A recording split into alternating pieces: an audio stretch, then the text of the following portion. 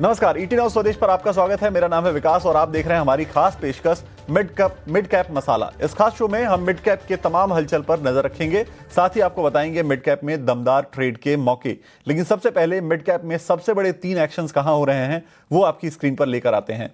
सबसे पहली चीज जो आपके स्क्रीन पर दिख रही है वो दिख रही है इस वक्त एंजल वन में 3% की तेजी है। कल से लगातार प्लेटफॉर्म शेयर जितने भी हैं, प्लेटफॉर्म रिलेटेड या फिर ब्रोकरेज रिलेटेड जितने शेयर हैं, उनमें काफी तेजी देखने को मिली है। इस पे यहाँ पे ये हुआ है कि सिटी की बाई रेटिंग आई है और कवरेज शुरू किया है उन्होंने, तो ये भी एक ट्रिगर है जिसकी वजह से एंजल वन में लगातार तेजी देखने को मिल रही है। दूसरा, एनएलसी इंडिया 3% ऊपर है ये शेयर। गुजरात सरकार से रिन्यूएबल एनर्जी का एक करार किया है इस कंपनी ने और उसकी वजह से शेयर में अच्छी खासी पॉजिटिविटी देखने को मिल रही है। एनएलसी इंडिया 3% ऊपर है। टाटा एलेक्साई, कल नतीजे आए थे, 3% टूटा है शेयर और टूटने की जो वजह है वो निश्चित तौर पे नतीजे में ही Q3 में जो मुनाफा इनका है वो 30% की गिरावट के साथ आया है। 30% की गिरावट इन्होंने दर्ज की है मुनाफे में। तो ये ओवरऑल आज के मिड कैप में सबसे बड़े 3 एक्शन है। लेकिन चलिए रुख करते हैं, अब हमारे गेस्ट के पास पहुंचते हैं। हमारे साथ रत्नेश गोयल जुड़े हुए हैं अरिहंत कैपिटल के। रत्नेश जी, बहुत स्वागत है आपका ईटी नाउ स्वदेश पर। और ओवरऑल मार्केट का ट्रेंड जो है वो आज भी नेगेटिव की तरफ ही है। बाजार में गिरावट ही देखने को मिल रही है, मिड कैप में भी काफी गिरावट आज देखने को मिल रही है। आपका क्या रुख है आज के बाजार की तरफ? क्या आप देख रहे हैं आज के बाजार में, रीड क्या कर रहे हैं? हाँ जी, वेरी गुड मॉर्निंग सभी दर्शकों को नमस्कार। मुझे ऐसा लगता है बाजार में जरूर थोड़ी सी गिरावट है, पर अब जब तक ये अपना 100 डे मूविंग एवरेज 25,650 नहीं तोड़ेगा तो मुझे नहीं लगता है कि यहाँ पे थोड़ी सी गिरावट पड़ेगी। यहाँ पे कहीं ना कहीं सपोर्ट लेगा, कंसोलिडेट करेगा बाजार। ऊपर में भी हालांकि 25,800 25,900 ये जरूर सप्लाई जोन रहेगा, तो ये मुझे ऐसा लगता है इस रेंज में रहेगा। अब जो डिसीजिव ट्रेंड आएगा ये इसके नीचे जाने पे ही ये आइडर साइड ब्रेकआउट देने पे ही आएगा।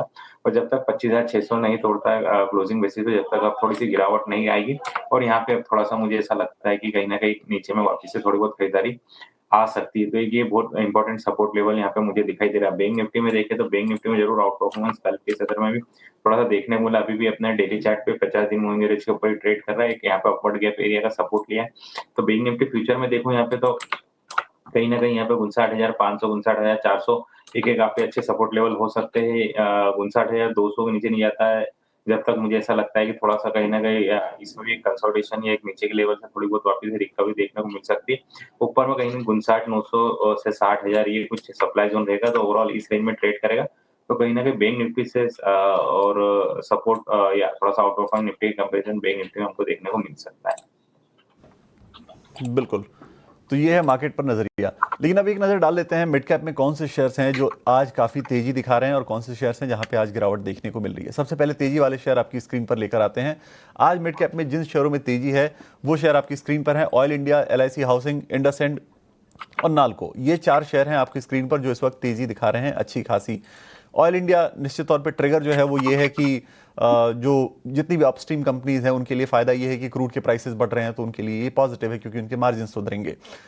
LIC हाउसिंग, हालांकि फिलहाल आज कोई ट्रिगर दिख नहीं रहा है, कोई खबर ऐसी दिख नहीं रही है, लेकिन कुछ वक्त पहले इन्होंने ये ऐलान किया था कि ये होम लोन के रेट्स में कटौती कर रहे हैं। 7.15% के आसपास का इन्होंने रेट अनाउंस किया था, तो ये एक ट्रिगर यहाँ पे दिख रहा है। इंडसइंड बैंक अचानक से ऊपर आया है, इसके ट्रिगर को देखेंगे कि क्या आखिर हुआ ऐसा जिसकी वजह से अचानक से 3.5% के आसपास ये शेयर अब ऊपर चल रहा है।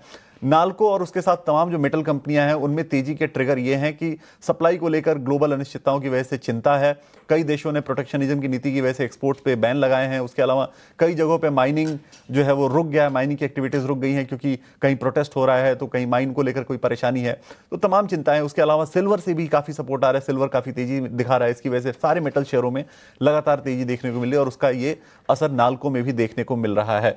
तो ये ओवरऑल आज की तेजी वाले शेयर है। एक एक करके इन पर सलाह लेते हैं। रत्नेश जी, ऑयल इंडिया अपस्ट्रीम कंपनी है, ऑयल इंडिया, ONGC, ये सारी कंपनियां तेजी दिखा रही हैं क्रूड के प्राइसेस की वजह से। क्या नजरिया आपका बनता है इन शेयरों पर?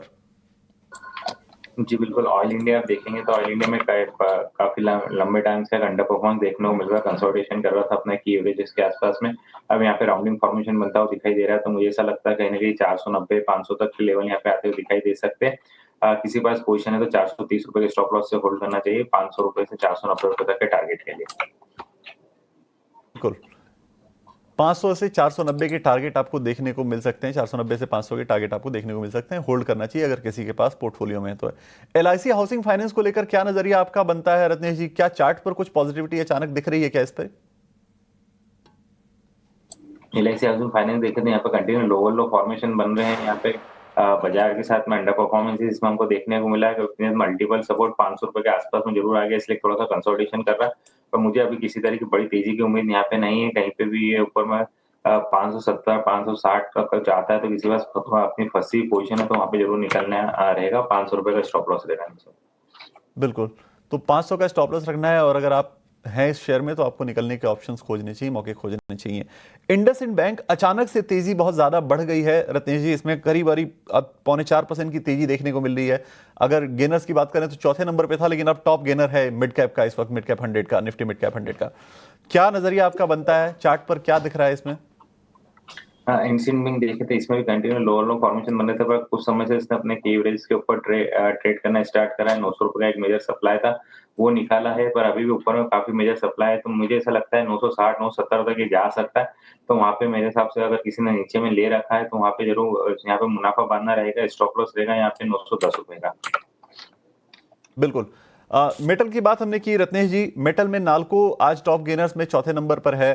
नाल्को में ठीक ठाक तेजी देखने को आज मिल रही है, करीब करीब जो है वो शेयर अभी 2.5% के आसपास चढ़ा हुआ है और काफी लगातार रनअप देखने को मिल रहा है। एक महीने में अगर देखें तो 32% के आसपास का रिटर्न हो गया है और ये ऑल टाइम हाई के लेवल पे आज इनफैक्ट 368 का ऑल टाइम हाई आज शेयर ने बनाया है। क्या नजरिया आपका बनता है? ऑल टाइम हाई बना चुका है, क्या प्रॉफिट बुकिंग करनी चाहिए, थोड़ा प्रॉफिट ऑफ द टेबल ले जाना चाहिए, या फिर अभी होल्ड करके रखें और नए लेवल्स आने वाले हैं? सभी मेटल्स में आप देखें तो काफी अच्छा आउट परफॉर्मेंस देखने को मिल रहा है। नेशनल में उसमें से एक स्टॉक जिसने उसमें भी उस सेक्टर में भी आउट परफॉर्मेंस हमको दिया है। आप किसी के पास में है यहाँ पे निचले लेवल से तो उनको जरूर अपने पोजीशन में पार्शियली बुक करके स्टॉप लॉस ट्रेल करना चाहिए 320 रुपए का। नई खरीदारी की सलाह नहीं, क्योंकि काफी स्ट्रेच है चार्ट पे, तो पुरानी पोजीशन को जरूर होल्ड करें। 320 रुपए के स्टॉप लॉस पार्शियली जरूर यहाँ पे मुनाफा बांधना चाहिए। तो पार्शियली प्रॉफिट बुकिंग करने की सलाह है, 320 का स्टॉप लॉस लगाना है और कुछ शेयर आप होल्ड करके रख सकते हैं क्योंकि आगे और भी तेजी के ट्रिगर्स दिख रहे हैं। चलिए, मेटल की बात हमने की है तो एक और मेटल शेयर की बात कर लेते हैं। वेदांता के शेयर में आज अच्छी खासी तेजी देखने को मिल रही है और शेयर करीब करीब 5.5% की तेजी के साथ नई रिकॉर्ड ऊंचाई पर पहुंच गया है। इस तेजी के पीछे क्या ट्रिगर हैं, क्या रिसर्च कहती है इसके पीछे, वो सारी रिसर्च को कलेक्ट करके हमारे साथ हमारे सहयोगी अभिषेक सत्यवर्तन जुड़ गए। अभिषेक, क्या ट्रिगर्स हैं वेदांता के शेयर को लेकर? 5-5.5% की तेजी आज ये शेयर दिखा रहा है आज के कारोबार में। बिल्कुल, देखिए करीब 6% के आसपास की तेजी और नए हाइस पर पहुंचा है। 750 रुपए का भाव हो गया है वेदांता का। और देखिए नई रिकॉर्ड ऊंचाई पर तो है, लेकिन बहुत ही इंटरेस्टिंग कंपनी है वेदांता। और वो इंटरेस्टिंग इसलिए है कि अगर एल्यूमिनियम चले तो फायदा, अगर जिंक के प्राइसेस में तेजी आए तो फायदा, और चांदी जो चल रही उसका भी बेनिफिट हम वेदांता को मिलते हुए देख रहे हैं। अब ये लगातार 5 महीने से शेयर में तेजी जारी है और आज हम देख रहे हैं कि 675 रुपए के ऊपर का भाव इसका हो गया।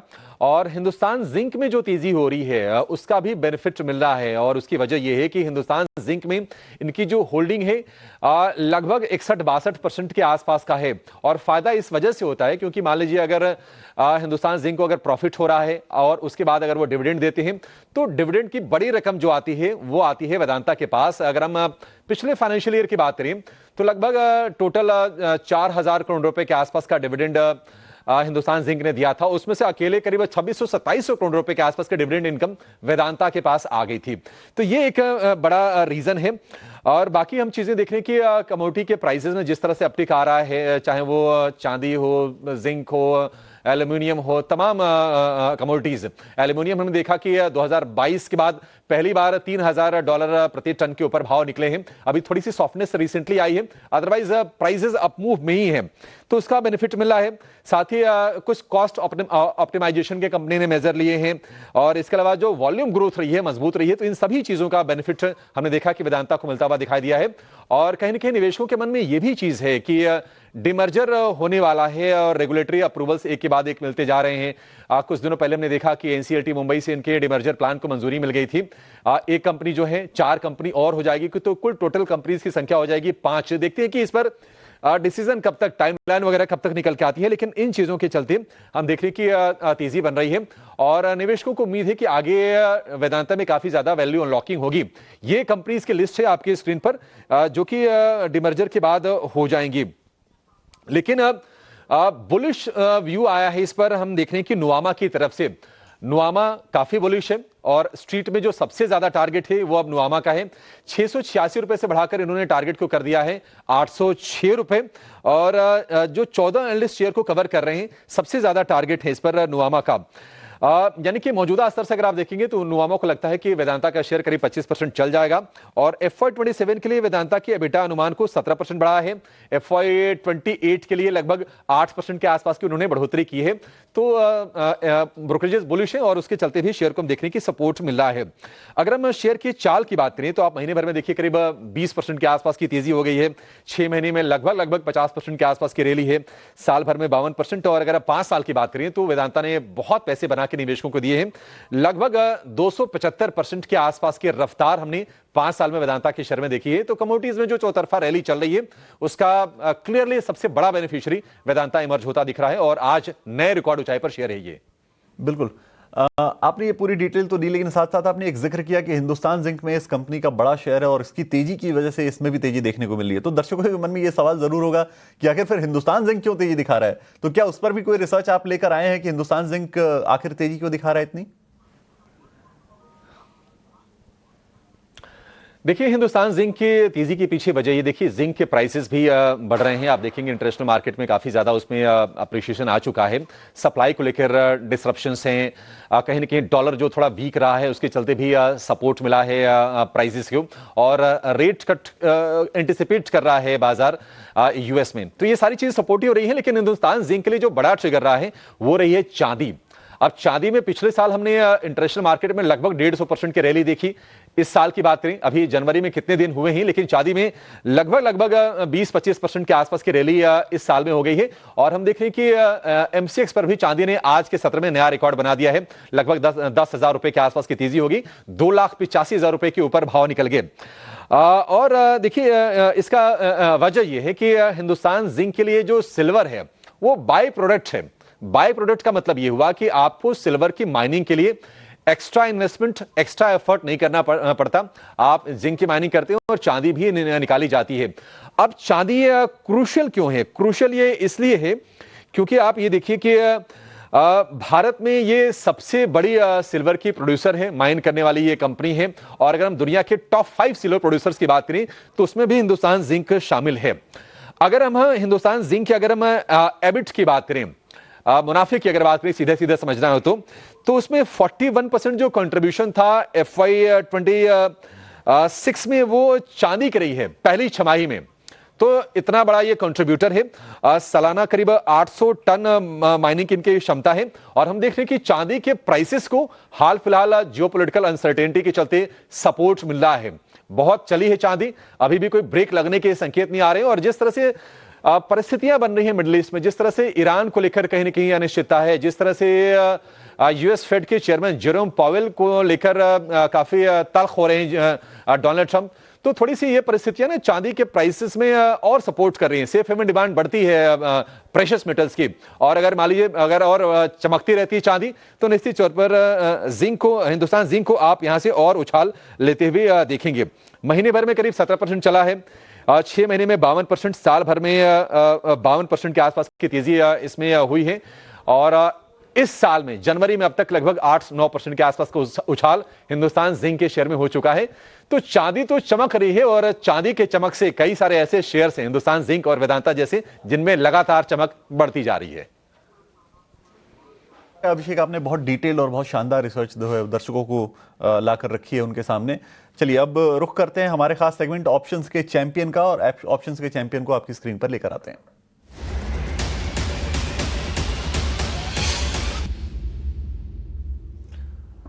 और आज के ऑप्शंस के चैंपियन को लेकर हमारे साथ जुड़ गए हैं यस सिक्योरिटीज के लक्ष्मीकांत शुक्ला। लक्ष्मीकांत जी, बहुत स्वागत है आपका 18 नाउ स्वदेश पर। और कौन से कॉन्ट्रैक्ट को या फिर कौन से शेयर को आपने चुना है आज के ऑप्शंस के चैंपियन के तौर पे? शुभ प्रभात विकास जी। ऑप्शन के लिए आज हमने टाटा स्टील को चुना है। एक अच्छा ब्रेक थ्रू दिखाई दे रहा है टाटा स्टील में, क्योंकि उसने अपने जो अक्टूबर मंथ का स्विंग हाई था उसके ऊपर ये स्टॉक अभी फिलहाल जाता हुआ दिखाई दे रहा है। डेली के चार्ट्स पर अगर देखा जाए, एक अच्छा खासा बुलिश कैंडल का फॉर्मेशन है और RSI ऑलरेडी बुलिश क्रॉसओवर दे चुका है। तो एक अच्छा स्ट्रेंथ आता हुआ दिखाई दे रहा है। और इसकी प्राइजेस जो अभी भी अपने बुलिश क्रॉसओवर जो कि 20 और 50 DMA के आसपास है उसके ऊपर ही ट्रेड करते हुए दिखाई दे रहे हैं। ओवरऑल सेंटीमेंट एक बुलिश सेंटीमेंट क्रिएट हो रहा है इस स्टॉक में। तो हमें 187 का कॉल ऑप्शन बाय करना है जो कि हमें 4 रुपीज के आसपास मिलना चाहिए। इसमें जो हमारा टारगेट रहेगा वो 6 रुपीज का है और स्टॉप लॉस हमें 3 रुपीज का मेंटेन करना है। तो लॉट साइज को देखते हुए 5500 का रिस्क है और अगर टारगेट अचीव होते हैं तो 11,000 का रिवॉर्ड हम एक्सपेक्ट कर सकते हैं टाटा स्टील 187 के स्ट्राइक प्राइस से। बिल्कुल, तो टाटा स्टील के 187 के कॉल को खरीदने की सलाह है। 4 रुपए पे ये कॉल आपको मिल जाएगी और लक्ष्य जो रखा गया है वो 6 का रखा गया है। स्टॉप लॉस 3 का लगाना है। जो अधिकतम मुनाफा आपको हो सकता है वो 11,000 रुपए का हो सकता है और जो नुकसान आपको अधिकतम हो सकता है वो 5500 रुपए का हो सकता है। यह है लक्ष्मीकांत शुक्ला की ऑप्शन की रणनीति। और इस ऑप्शन की रणनीति के साथ आपको एक और चीज पर ध्यान रखना है कि आपको इस डिस्क्लेमर को जरूर ध्यान रखना है कि एफएनओ ट्रेडिंग में 10 में से 9 लोगों को नुकसान होता है। एफएनओ ट्रेडर्स को औसतन 1 लाख रुपए तक का नुकसान हो सकता है। घाटा होने के बावजूद उन्हें 28% ट्रांजैक्शन चार्ज के रूप में देना होता है और मुनाफा भी अगर होता है तो 15 से 50% ट्रांजैक्शन चार्ज के रूप में उनका खर्च होता ही होता है। ये सेबी का डिस्क्लोजर है, आपको इसको ध्यान में रखना है और उसके बाद ही आपको कोई ट्रेड लेना है। चलिए फिलहाल वक्त है एक छोटे से ब्रेक का, लेकिन ब्रेक के उस पार जब हम लौटेंगे तो मिड कैप में गिरने वाले शेयरों पर चर्चा करेंगे और आपके लिए कुछ और शानदार पिक्स को लेकर आएंगे। फिलहाल एक छोटा सा ब्रेक।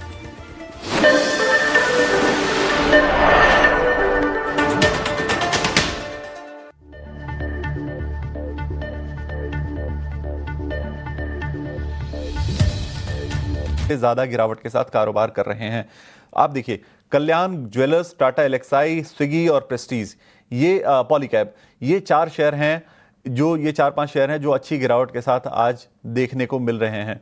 टाटा एलेक्साई कल कमजोर नतीजे आए, Q3 के नतीजे आए, करीब 45% जो है इनका प्रॉफिट डिप हो गया है Q3 में और उसका असर आपको आज शेयर में देखने को मिल रहा है। 3% के आसपास की गिरावट है। रत्नेश जी, क्या आपका नजरिया बनता है? 3% के आसपास की गिरावट है, कल नतीजे कमजोर आए थे, अनुमान से कमजोर नतीजे आए थे, तो क्या आपका व्यू बनता है इसके ऊपर, टाटा एलेक्साई के ऊपर? आप देखें कंटिन्यू सभी आईटी सेक्टर्स में वैसे तो लो फॉर्मेशन बन रहे हैं। टाटा एलेक्सी भी थोड़ा सा ऊपर निकलने की कोशिश जरूर करा था तो वापिस से ऊपर के लेवल पर सप्लाई देखने को मिला। सभी आईटी सेक्टर में ऊपर में सप्लाई देखने को मिलता है तो मुझे ऐसा लगता है अभी 5480 5500 कुछ लेवल तोड़ेगा तो नई इसमें से थोड़ा सा सेल ऑफ हो देखने को मिलेगा, 5300 रुपए तक ला सकता है ऊपर में। जब तक ये 5900 6000 कुछ नहीं निकालता, जब तक इसमें तेजी का कुछ सीनियर नहीं बनता है तो कुछ भी तेजी आती है तो इसमें मेरी निकलने की सलाह रहेगी। बिल्कुल, अब आगे रुख करते हैं। आज एक और नतीजे आने वाले हैं। अर्निंग सीजन लगातार चल रहा है, आईटी कंपनियों के नतीजे लगातार आते जा रहे हैं। आज जो है नतीजे आने वाले हैं इन्फोसिस के और इन्फोसिस अपने Q3 के नतीजे जारी करने वाली है। नतीजों को लेकर क्या अनुमान है, क्या एक्सपेक्टेशन है स्ट्रीट की, उस पर पूरी रिसर्च की हमारी सहयोगी अशेषा ने। अशेषा, इन्फोसिस को लेकर क्या अनुमान है आपका, कैसे नतीजे आने वाले हैं आज?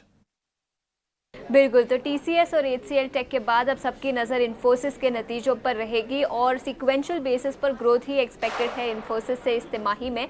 आंकड़ों की बात करें तो कंसोलिडेटेड रेवेन्यू करीब 45,200 करोड़ के आसपास आ सकता है जो करीब 1.6% का ग्रोथ होगा सीक्वेंशियल बेसिस पर।